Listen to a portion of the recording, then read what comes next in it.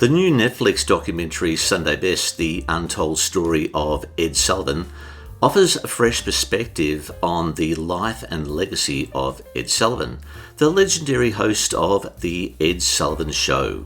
While the documentary highlights his pivotal role in promoting black artists and reshaping American cultural norms, it also prompts us to reflect on Sullivan's personal battles. Various biographical sources and media accounts have reported that Sullivan lived with ankylosing spondylitis throughout his career. Despite this chronic condition, which could have easily overshadowed his public persona, Sullivan remained a towering figure in the entertainment industry. As we explore his story, we see how his resilience and commitment to diversity not only defined his career, but also left a lasting imprint on the world of television.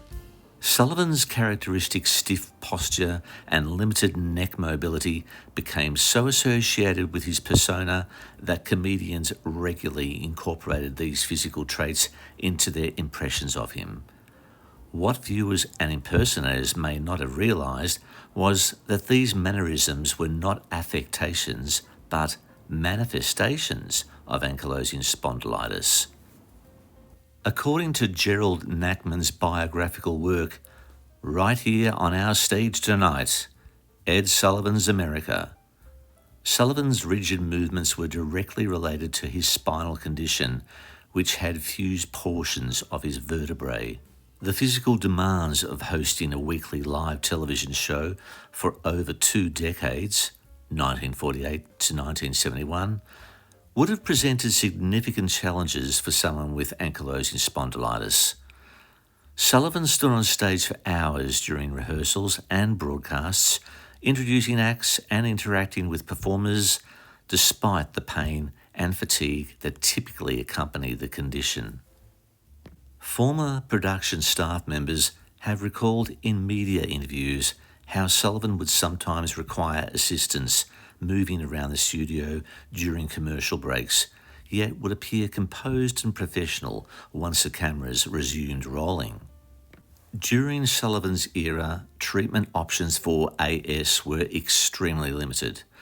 The primary medications available were aspirin and phenylbutazone, an anti-inflammatory with significant adverse effects that has since been largely removed from human use due to safety concerns. Sullivan's ability to maintain his demanding schedule despite these limitations was remarkable. His show aired live every Sunday night for 23 years, with Sullivan rarely missing a broadcast. The program became a cultural institution, introducing Americans to performers ranging from Elvis Presley and the Beatles to opera singers and classical musicians.